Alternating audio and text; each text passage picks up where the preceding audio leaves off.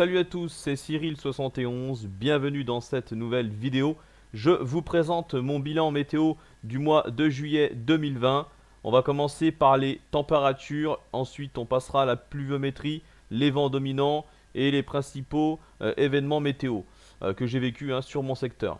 Alors, déjà on va parler de la première décade du mois de juillet. Côté précipitation, c'est zéro, évidemment, archi sec. Déjà après une dernière quinzaine de juin, également avec très peu de pluie, puisque j'ai relevé seulement 9,5 mm le 28 juin. Et depuis, quasiment pas de précipitation entre le 15 juin et donc toute la première décade de juillet qui a encore été très sec, et même la première quinzaine d'ailleurs.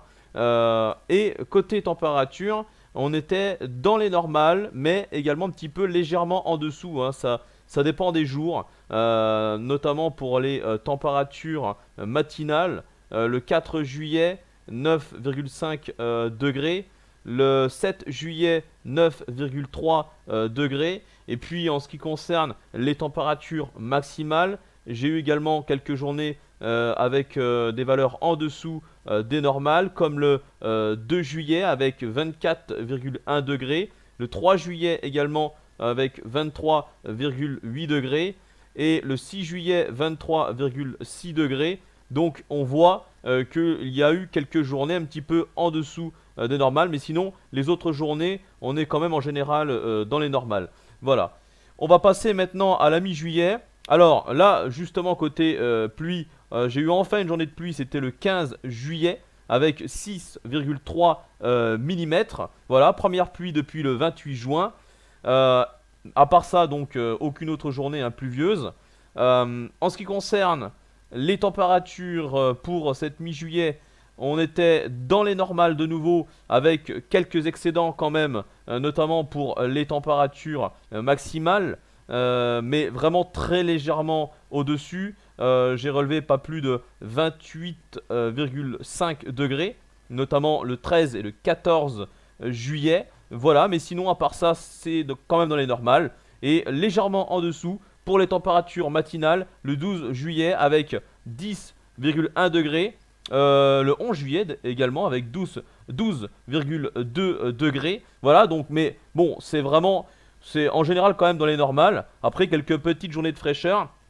Assez remarquable quand même entre le 15 et le 17 juillet en ce qui concerne les températures maximales. 9,8 degrés pour le 15 juillet, 20,6 degrés pour le 16 juillet et 21,6 degrés pour le 17 juillet. Donc on voit quand même qu'on a eu quelques jours de fraîcheur remarquables là pour cette partie du mois.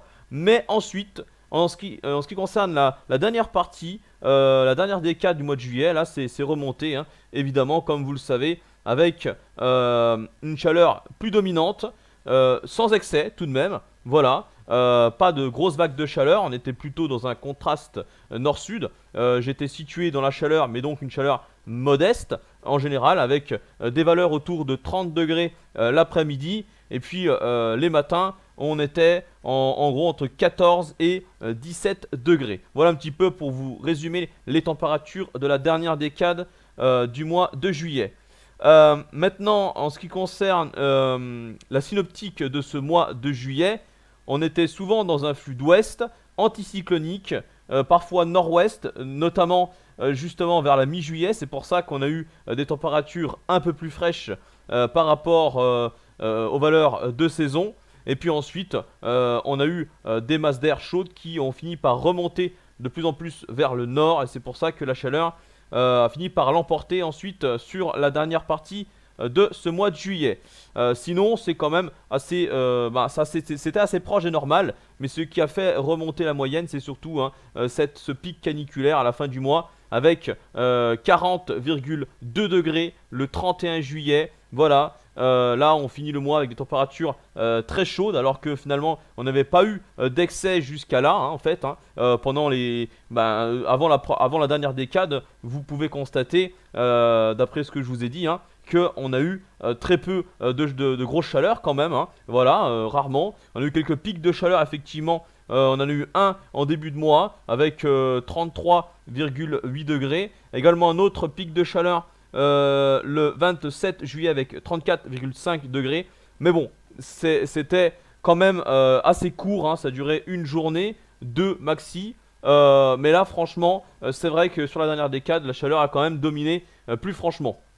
Alors, comme vous pouvez voir sur l'écran, hein, je vous ai affiché donc, affiché le résumé hein, de tout ça hein, au niveau des températures. Donc, la moyenne DTN se situe à plus 0,4 degrés au-dessus de la normale. En ce qui concerne les TX, on est plus 1,8 degrés. Voilà, avec 28,3 degrés de moyenne. Et puis la moyenne générale à 20,3 degrés. On est à 1,2 degré au-dessus de la normale. Donc on voit quand même qu'on est toujours dans un excédent, même s'il n'est pas énorme.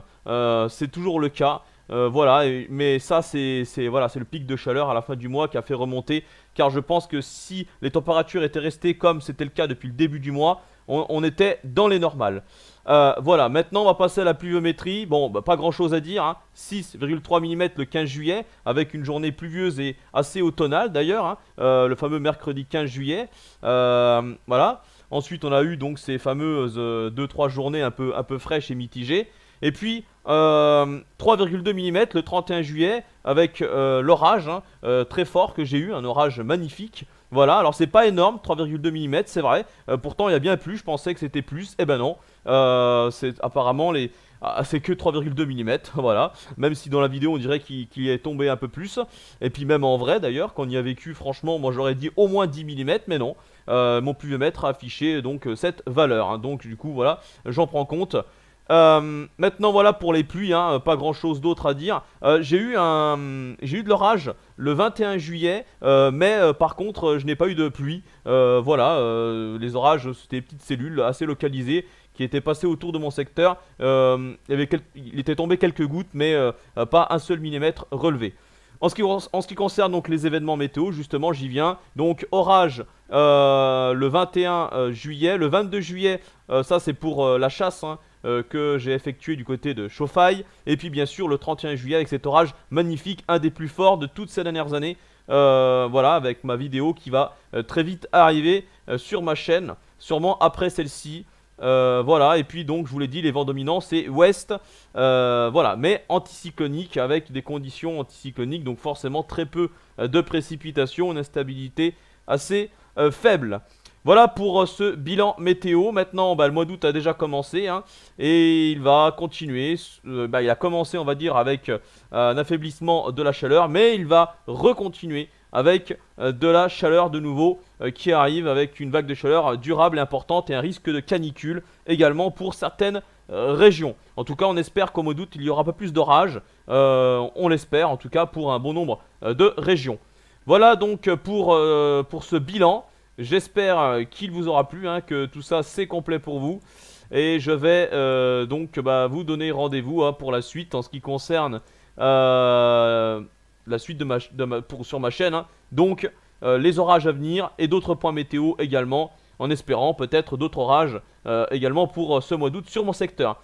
Voilà donc, merci d'avoir regardé cette vidéo et à bientôt. Ciao.